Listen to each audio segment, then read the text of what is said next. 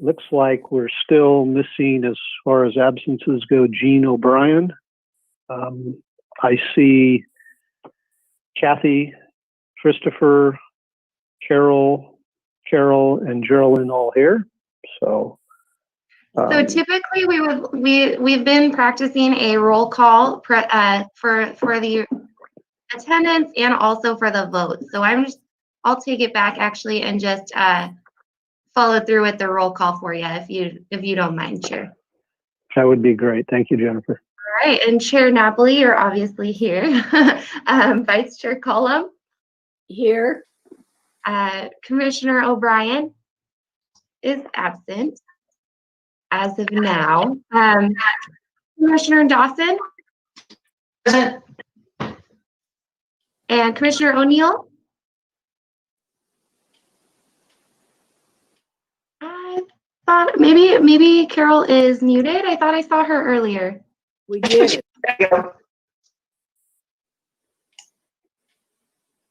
Was I not don't see sorry. her myself right now. You do see her? Okay. Oh, I do there not. she is. I do She not. got back in. Yep, there she is. Okay. Looks like we lost you for a second, but you're back. And then finally, Commissioner Smith Crivello.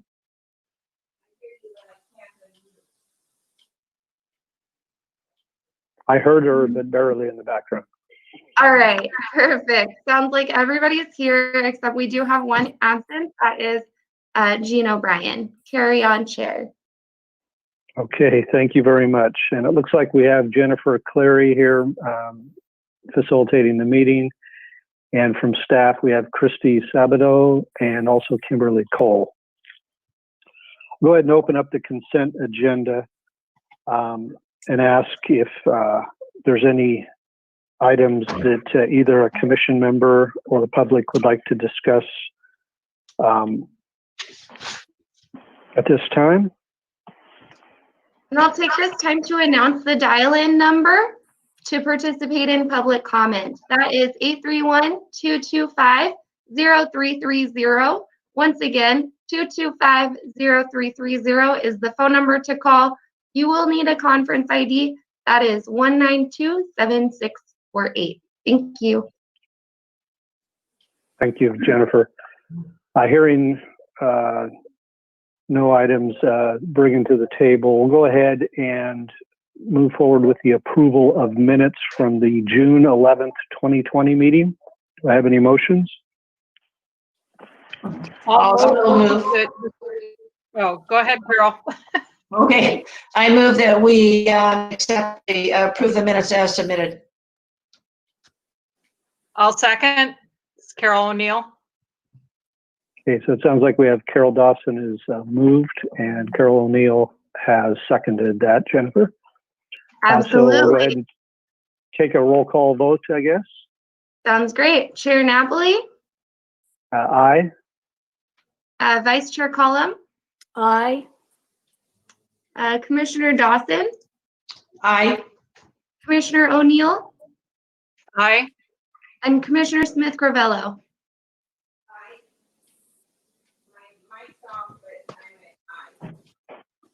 Sherilyn, we can't hear you. She is an aye. Okay. Thank you. Yeah, she's way in the background, it sounds like. Okay, very good. Sounds like the motion passes. Open it up at this time for any public comments that we may have. Again, that dial-in number is 225-0330, and the conference ID is 192-7648. We do not have any public comment at this time. Okay, very good. And I know we're, if there is any at a later time, I'm sure we'll consider them. So we'll go ahead and move on to the agenda items. And we'll start with item number three, which is considering an application for a Mills Act contract for 260 Lane Street, Monterey. And the applicant and the owner is John and Donna Wagner. So at this time, does staff have a presentation for this particular location? Yes. Thank So you for an before opportunity, we- Commissioners. I'm sorry, Christy, before we go, the agenda item also includes H2 Historic Zoning TM 2160. And with that, I'll be happy to turn it over to Christy. I have one more thing to add to it. Looks like we missed one commissioner. So Commissioner Barlow, are you present? Here, yes. And what is your vote on the minutes? Oh, approved. Sorry, I just wanted to get it in there for the record. Thank you so much. I will not miss you again. Okay. Thanks Okay. for cleaning that up there. Mhm. Shit. I'm going to share my screen. All right. So we had a presentation. There we go.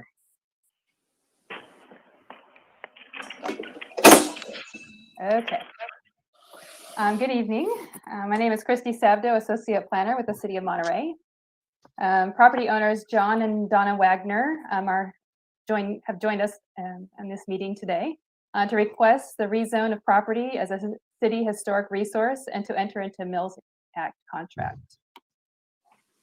Staff recommends that the Planning Commission recommends City Council adopt an ordinance rezoning the property from R35 to R35H2.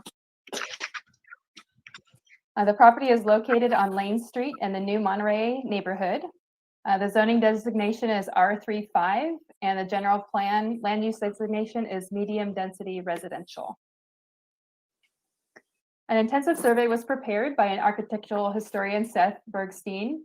The intensive survey reports that the house was constructed circa 1912. It's an existing 1 1/2 story vernacular cottage style house. In 1940, a flat roof garage was added and a connecting breezeway. I'll show you pictures in a minute. In 2015, the wood windows were restored by the current owners. They're beautiful. Architect and builder are unknown. So here's the front elevation. This is a wood framed house that has a compound gable and hip roof with flared eaves. A hipped roof front porch on square columns with brackets is centered on the front elevation. The wall cladding is shiplap wood siding with corner boards. This is showing the south and east elevation. You see the breezeway here that was constructed in the 1940s, as well as the garage.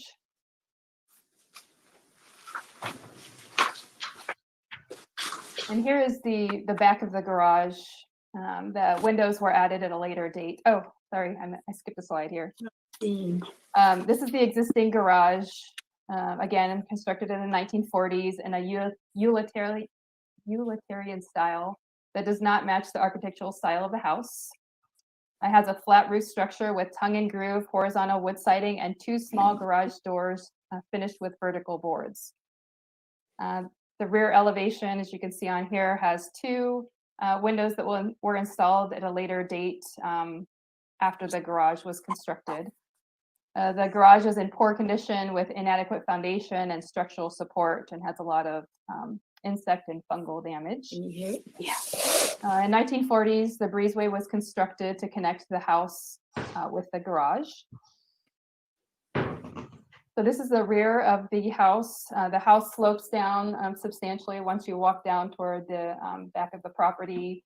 They have sweeping views of the Monterey Bay. It's just gorgeous. I felt lucky to visit the site to take pictures.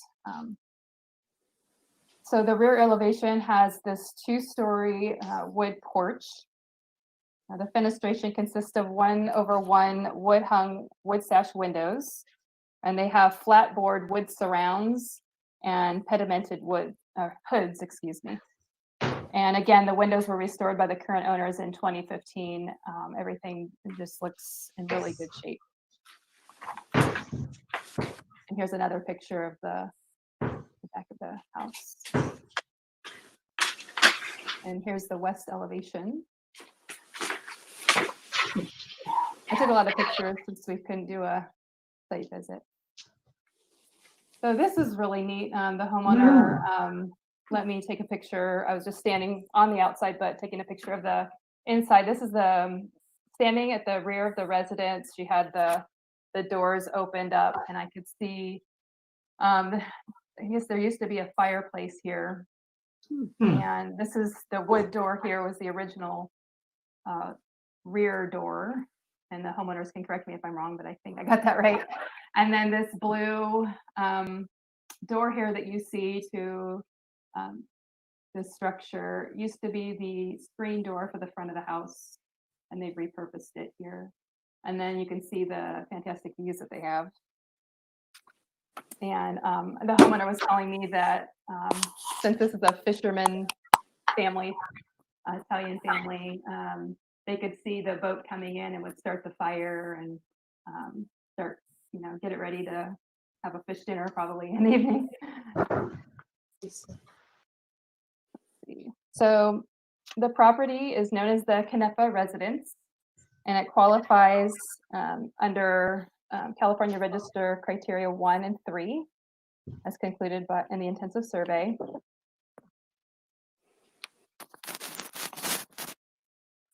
So under Criteria 1, it's an association with events that have made a significant contribution to the broad patterns of local or regional history or the cultural heritage of California or the United States. So the house was constructed for Giovanni and Agostina Canepa, who arrived in Monterey from Italy in 1908. Giovanni brought his Italian fishing roots to the Monterey Bay and was employed in Monterey's growing fishing industry. The Canepa family represents multiple generations of Italian immigrants that played an important role in Monterey's fishing industry. The family resided in New Monterey, where many Italians developed. They developed the New Monterey area. A lot of the fishermen from Italy came to the New Monterey area. And the Canepa family lived in this house until the present owners bought it. So under Criterion 3, this criterion embodies the distinctive characteristics of a type, period, or region or method of construction, while the architect or builder is unknown, so it's not the work of a master. It is significant under the category of an intact representative example of the vernacular cottage style in New Monterey. The house retains most of its original character-defining features listed in the context statement and maintains all 7 aspects of historic integrity. So the Architectural Review Committee approved the demolition of the garage and a living space above the garage in March. And also a new open deck, just kind of replacing the existing one. And that was approved. And they had a phase 2 historic assessment that concluded that the demolition and the construction of the addition, it does meet the Secretary of Interior standards, and that these changes don't impact the remaining character defining features or overall historic integrity of the main house. The finishes of the addition will closely match those of the home. A new horizontal V-groove wood siding, roof shingles to match the existing, vertical V-groove wood sided sectional garage doors.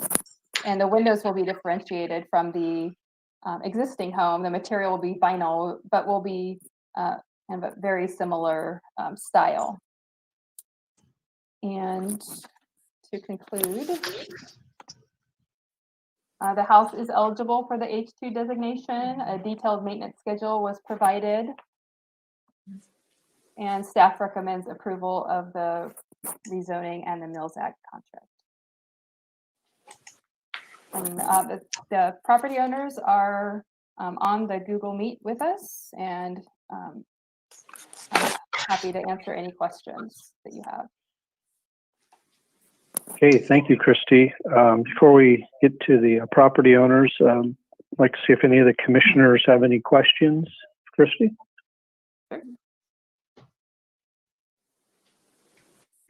Yes. Yes, Carol Dawson. Yeah, I wonder, this is probably a question for Kim. Why did it go to ARC and not to us when they're demolishing a potentially historic building, the garage? Yeah, so let me go ahead and explain that. So first of all, the property was not designated at the time that the application was submitted. And what the process is that applicants can apply for architectural changes as long as they provide the city a consistency determination with the Secretary of Interior Standards. And so that is then forwarded to the Architectural Review Committee for a architectural review permit. And this happens all the time throughout the city. The projects that are subject to historic preservation review are if the report shows that the change has a potential impact on the historic resource, then it's forwarded to the Historic Preservation Commission. And I guess what's so exciting about this project is they've gone through the architectural review permit process and they've still decided to go forward with historic designation. So I see it sort of as a win-win as our applicant, as we've been working with this applicant. Okay, follow-on question. I mean, the addition as proposed is beautiful. However, it's designed to look very similar to the existing house, and the Secretary of the Interior standards are very clear in saying that when you do an addition, it must be differentiated from the historic building in materials, et cetera, et cetera. So, I mean, why was that not done? So it's always shades of gray on differentiation. I think the HPC knows that better than anyone. And Christy alluded to the windows will be similar, but they will be a different material.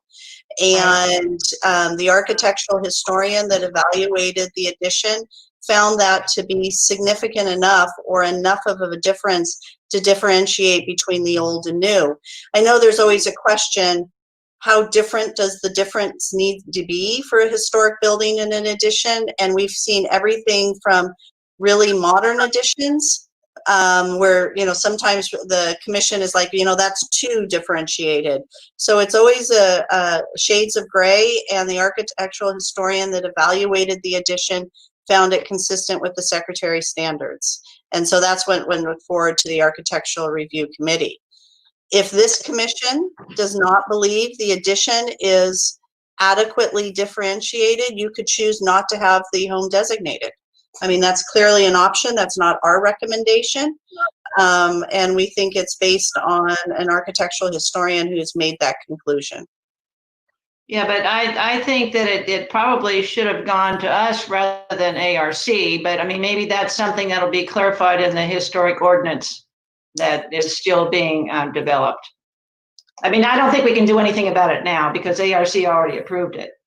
Yeah, there's a lot of discussion around our current process and how we process it today. And I think there's a lot of reasons why the process is set up the way it is, but clearly as we revise our historic ordinance, we can talk about that in more detail. Thank you, Carol. Yes, Geraldine, looks like you have a question. Can you hear me? Yes. Perfect. I think I understand what Carol said, Carol Dawson, but I think the problem was that this house wasn't designated as a historic house in the survey many years ago, and it should have been. And so that's why it didn't get picked up and come to us early on. And I really do applaud the owners for wanting the historic designation as well as Mills Act. And I'm happy to proceed with that. I do want to clarify for the record, this home has always been determined to be eligible. It has, is more research needed to be done. But I mean, I don't know how much we want to go into this. When the city was adopting its historic ordinance in 2000, the city council at the time wanted this type of designation to be voluntary for H2 eligible structures, but subject still to a historic review and no change through the current architectural review permit process. And that is the process we in fact followed. We had a Secretary of Interior determination that went to the Architectural Review Committee. It was part of the consideration and it was determined to be consistent. So I know there's another process that could be out there where every permit goes to the HPC, but that's not what our city council determined in 2000 as our process. And there were a lot of reasons for that. Carol O'Neill probably remembers them as much as I do. Unfortunately, yes. I've heard stories too. Thank you for that clarification, Kim. Okay, any other comments or questions from the commissioners? Okay, seemed like we did have, I don't know that I see them now, but if we have the property owners on, is there any presentation or comments they would like to make? Did we lose them? Or are they still on? It looks like John Wagner is still showing up as logged in. Okay. John is here, but he is muted. So if John could unmute, we would very much we would appreciate the participation. I will also let the commission know that we do have a public comment caller. So whenever you are ready to open the public comment, we do have one. Okay, thank you. Not hearing John, I'll go ahead and open it up to the public comment caller. Could you please state your name and present your comments?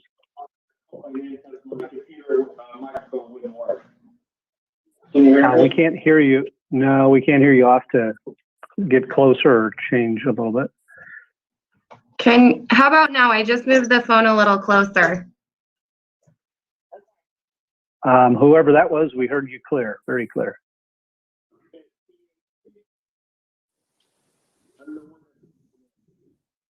I cannot hear the public caller.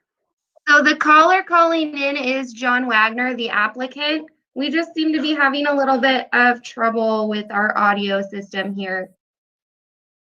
Okay, well, we can hold on a moment. John, are you there?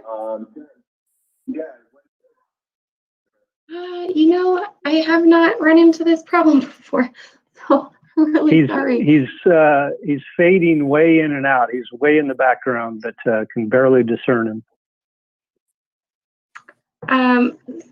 So I'm sorry. No, thank you. I think we can figure this out.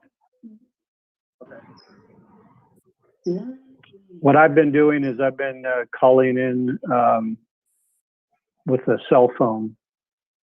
On the right side of the screen, there's 3 dots. That may be an option for him. Yeah, so I'm really sorry. This is my first time running this side of things, so please bear with me while I figure this out.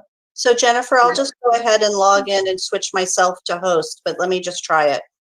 Okay, thank you, Kim. Hi, John. John, are you there?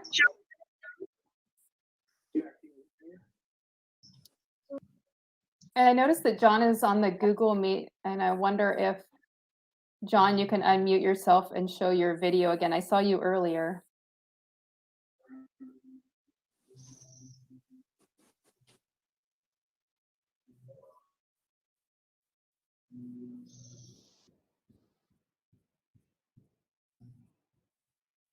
Okay, we're gonna try this, John, again. Can you hear me, John?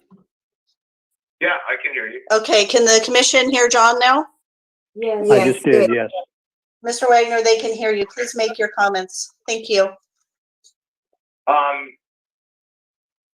far as additional comments, I thought Christy did a great job. I don't know what else I can say. I can answer questions that you have. So if you have any questions, let me know. Any commissioners have any questions of John? John, it looks like I do have one question from Commissioner Geraldine Smith-Cravella. Okay. Go ahead, Geraldine.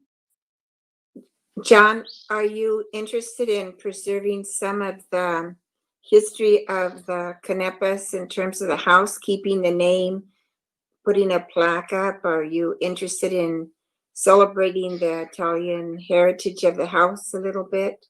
I know it was referred to in the presentation. Yeah, absolutely. And I could share on that. It's interesting. My wife's family is from Genoa, Italy, which is, I forget which of them was from Genoa, and my mom was born in Naples, which the other one was born in Naples. So there is an odd connection there. Since we bought the house, we probably have had no less than 20 plus family members walk through the house, oftentimes in tears, just kind of in disbelief, as far as what we did to the house, and in a good way.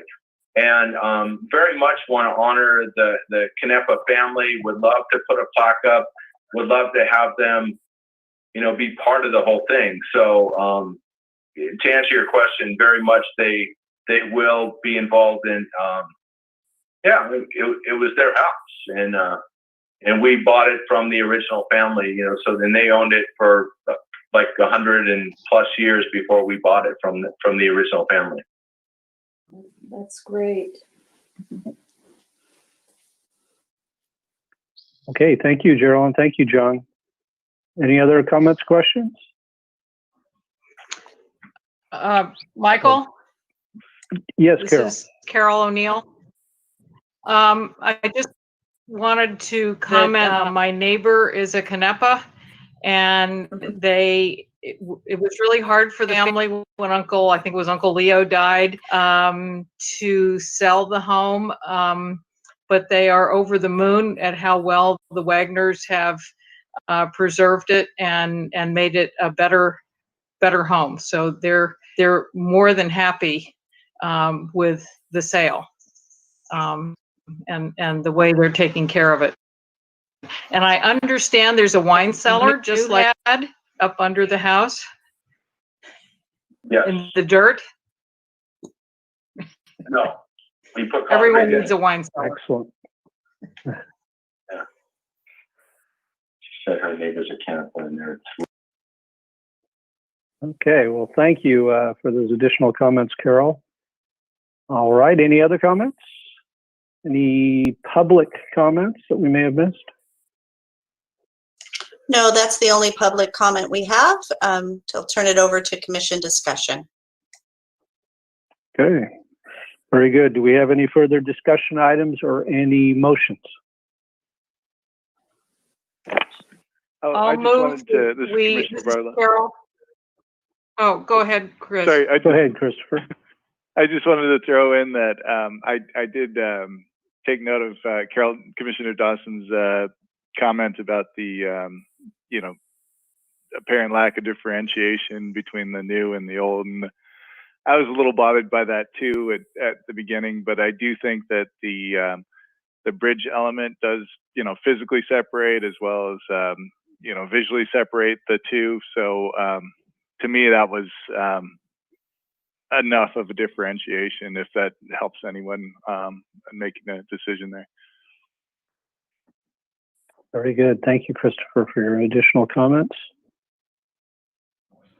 Okay, any others? Any motions on this property? This is Carol O'Neill. I'll move to accept staff's recommendation for H2 zoning on 260 Lane Street and the Mills Act contract. And I'll go ahead and second this, Commissioner Barla. Okay, Jennifer, I think we should do a roll call vote. Absolutely. Thank you for that. Chair Napoli? I'll concur with the motion and the approval. All right. And Vice Chair Colum? Aye. Commissioner Barlow, seconded. Commissioner Dawson? Aye. Commissioner O'Neill? Aye. And Commissioner Smith-Crivello? Aye. And we have Jean O'Brien, who is absent, so that vote passes with 6. That motion passes with 6 votes. Thank you. Did we get Kathy's vote as well? No, I missed that. Yeah, Yep. Yes, Okay. Kathy voted yes. Okay, very good. So the motion passes. Congratulations, John and Donna. Okay. We shall move on to item number 4. This is considering a recommendation to the State of California Office to Historic Preservation regarding nominating 1490 Mark Thomas Drive, known as St. John's Chapel, to the National Historic Register of Historic Places. It is not a project under the CEQA Act. Is there a staff presentation on St. John's Chapel? Yes, just a few brief comments, Chair Napoli. This is really fairly unique. The state law allows private parties to submit their own application to the state of California for designation. And because of the City of Monterey's certified local government status, which was a process that we went through in 1998, where we met minimum qualifications to become a partner in historic preservation, the Historic Preservation Commission has the ability to peer review the designation and provide a basically support or non-support for the designation of the building at the national or state level. So this is not something that's been submitted to the City of Monterey. It's not a local H2 designation that you're normally used to doing. This is something that's been submitted to the State of California. And we're given a finite period of time to provide comment. I'll just say, after reviewing the extensive application materials that the St. John's Church has put together, I see no reason not to support the designation of the building. So I'm looking for authorization from the HPC to submit a letter to the State of California to support the designation of St. John's Chapel. And if you have any questions, I'm happy to answer them. Okay, thank you, Kimberly. Does the commission have any comments or questions? This is Commissioner Barlow. I'd just say I'm wholeheartedly in support of that. It's an amazing building with a amazing history, and it's actually been moved once in its lifetime, and there's photos on the wall of the church that show that. And I ride by there every day, and it makes me smile every time. Just an amazing building. I concur. Thank you, Christopher. Yes, Sharon. Michael? Geraldine? I think Geraldine, I didn't see who else was talking, but I think Geraldine had her hand raised, or is that you, Geraldine? Yes, I can go ahead. I wonder why we didn't nominate it through the city in the beginning. I don't know how it was overlooked. It's over 100 years old. It is really unique. The craftsmanship, the just the history of it, and its association with the Hotel Del Monte. I guess we had older things at the beginning to think, but I'm doing something now and in support of this recommendation. Thank you for those comments, Geraldine. Was there somebody else that also had some comments? Sound like there was. That's Carol O'Neill. Carol O'Neill. Oh, hi, Carol. Yeah. Go ahead. What they didn't put in there, and it's not actually history, is Andre Agassi and Brooke Shields got married there. Oh, I'm not sure when. They're not married anymore, but No. that was their hideaway, getaway, secret marriage thing. And I'm kind of bummed we didn't have a field trip, because I'd really like to see the inside. And I go by it all the time too. It's just lovely. Maybe Well, after that's an COVID. interesting bit of history. Thank you, Carol. For history. All right. Is there any comments? Well, I'll ask, is there any further comments from the commissioners? Mhm. Any comments from the public on this item? There's nobody yet, but just for the public, I'll go ahead and repeat the phone number. The number is 831-225-0330, and the conference ID is 192-7648. And we'll wait just a moment to see if anybody calls in. Thank you, Kimberly. Okay, any other comment, Geraldine? Yeah, for Kim, since we're waiting for possible public input, have we had any response from the members of the congregation or the leadership of the church, you know, in support of this nomination? Well, the actual nomination was written by the church and submitted by their church historian. So I imagine that they have fairly significant support because this is something they're pursuing on their own. I have not had any personal conversations with the church members, but I was really excited to see that the church went ahead and initiated this on their own. One of the interesting things about churches is cities and governments cannot nominate churches for designation. Churches have to come forth on their own, and it has to do with various state laws and federal laws regarding separation of church and state.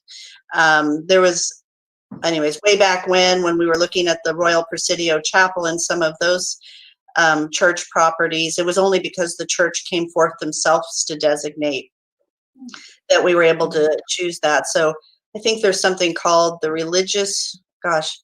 Institutionalized Persons Act.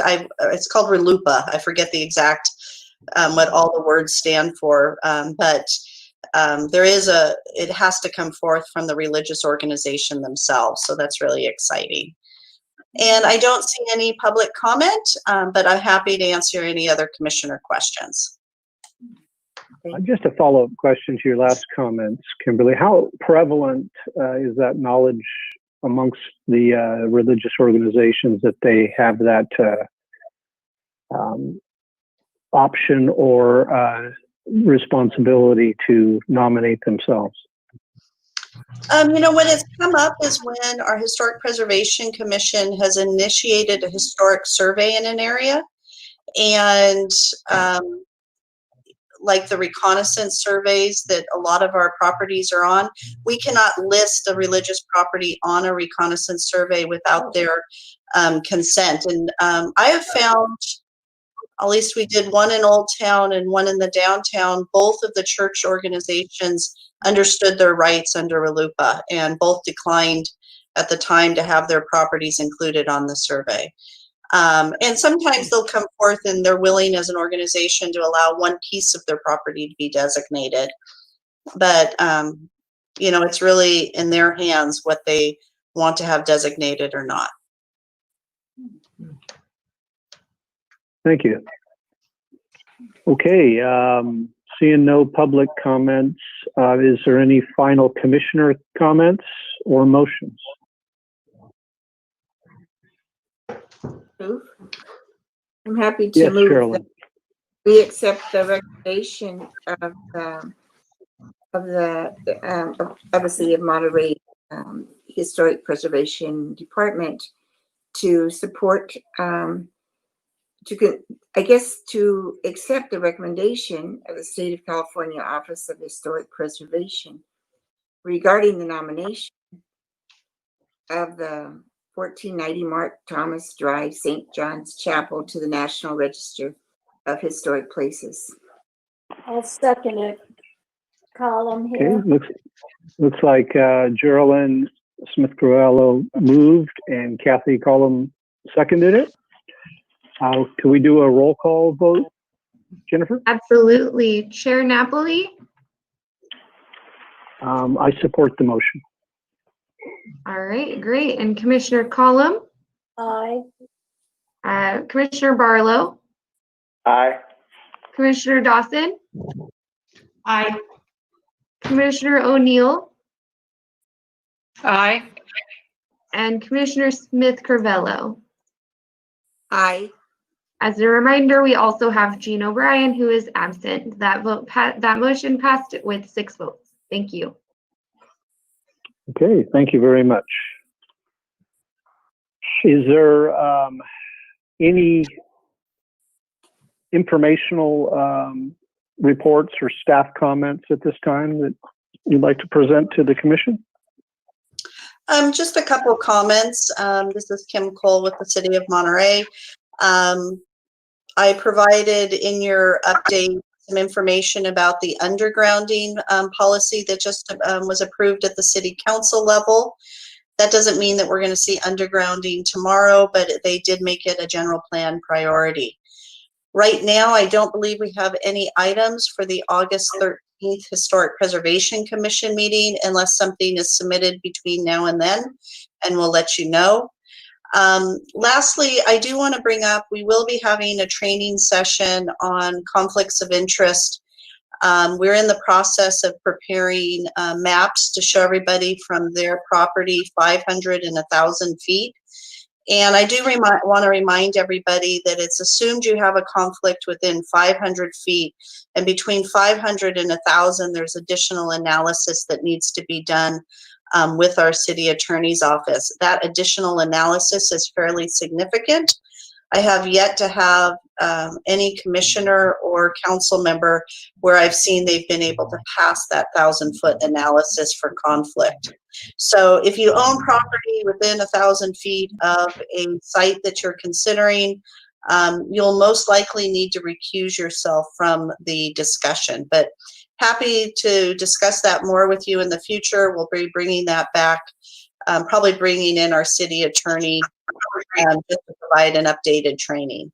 And with that, that's all my comments. If you have any questions, I'm happy to answer them. Okay, thank you very much, Kimberly. Any final comments from any of the commissioners? Yes. I have a question. Carol. This is Carol O'Neill for Kim. How does the undergrounding of utilities on Cannery Row, how does that work with the conservation district, since overhead power poles were part of the cultural landscape? So it was interesting. The city council basically deleted a series of policies in other documents, including the Cannery Row Conservation District. And the Conservation District actually had a couple different conversations within the document about whether or not utility poles still had value as a defining feature. And the conclusion of the Conservation District was that it did not, but the LUP still had a policy in it about undergrounding. So all of that has been cleaned up, and citywide, the city's goal will now be to underground as projects come forward. Okay. Thank you. Go ahead, Carol Dawson. Okay, I have a question. I'm still wondering about the final version of the Alta Mesa Neighborhood Association context statement and reconnaissance survey. We have not been, I haven't been able to follow up with Chris yet about that posting on our website. So I am writing another note to myself, and we will get that done.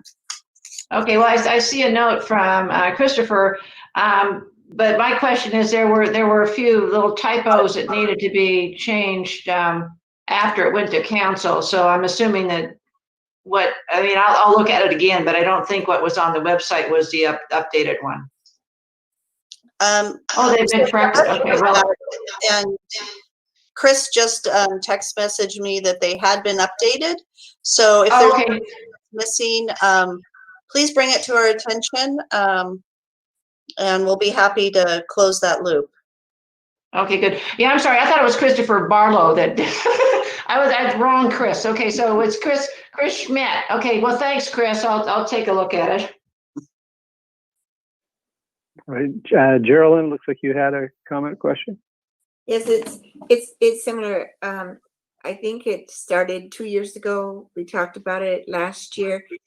And, recommendations were a whole plan for how our commission worked and how what our process should be was under development, and we were supposed to have a presentation in the fall last year, in the late fall.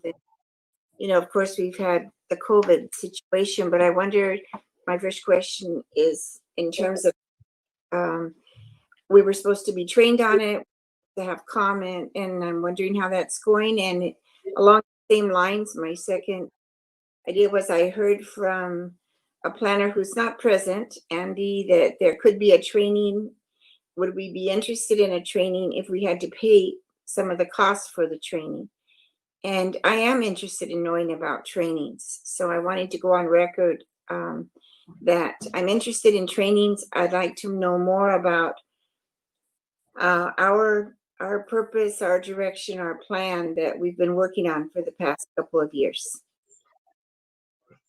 I'm happy to update you Thank you, about that. So we have had a consultant working on our historic preservation ordinance. They've completed a great deal of the work. At a staff level, we haven't had capacity yet to take that up and to bring that forward to the commission.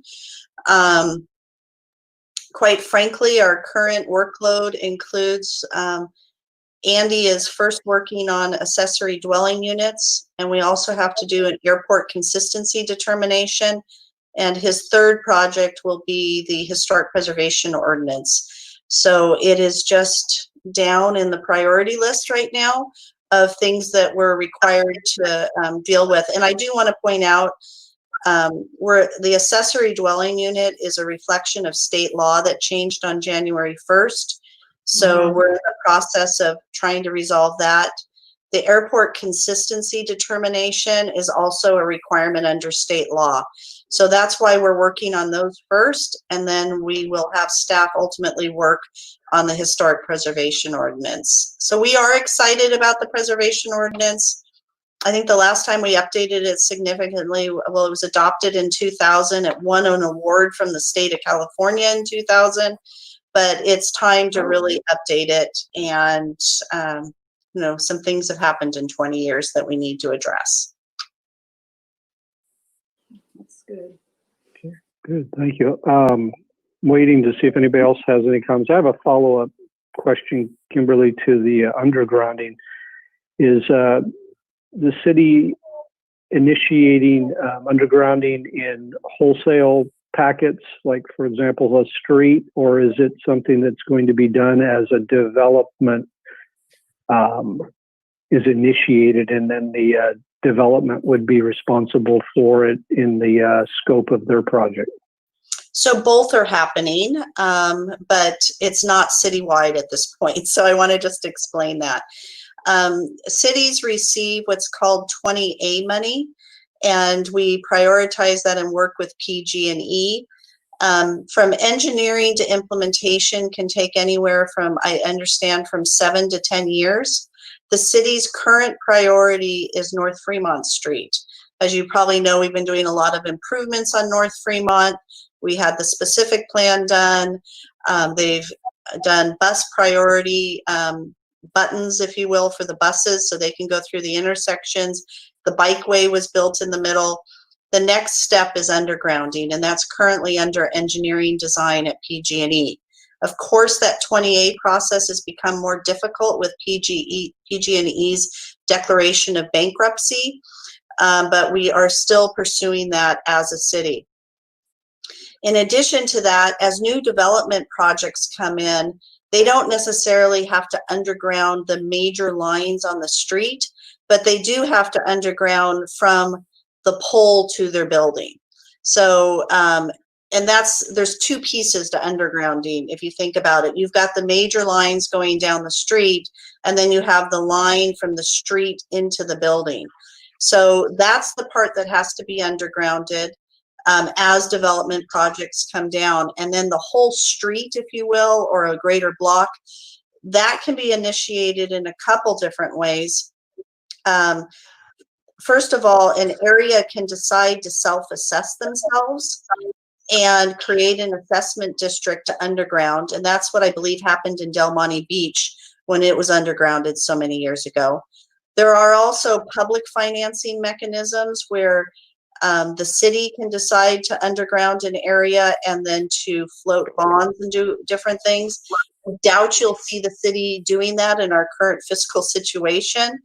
But what I am hearing from residents, particularly residents in the very high fire hazard zones, is they are becoming increasingly interested at looking at undergrounding at a block by block or neighborhood level. And we will see if people choose to assess themselves to make that happen. If they do, there's a very formal process in state law that we go through. So that's a three-part answer to your question. Very good. Excellent. Thank you, Kimberly. Yes, Carol. Just a follow-up question to that. Do we have a good number on, or a good just ballpark figure on what it costs to do the lateral from the house to the main line? I mean, what the individual property owner would have to pay. I mean, it used to be like $5,000 on average. I mean, do we have any idea what it is now? It's about $10,000, depending how far that pole is from their house. If you have a pole right in front of your house, obviously it's a lot less to pull the line into the development. If the pole is at your neighbor's house, it's a lot more expensive. So I would say the cheapest version is about $10,000. And that's if you're doing, you know, a major house remodel, a major commercial remodel, you can expect to incur that cost. Okay. Thank you. Okay, any other items or questions before we wrap it up? Yes, Sherilyn. One more quick one. I wanted to know if Kim knew about the training that Andy thought might be available, and if we could have some training as an ongoing part of our responsibility, so that we are current on the laws and our role. We will go ahead. So how many, maybe you guys can raise your hands. How many of you are members of California Preservation Foundation? Maybe none of you. So the city, we were members. I actually individually just paid for my own, but they, from time to time, they have free trainings. And so I'm happy to forward those to you.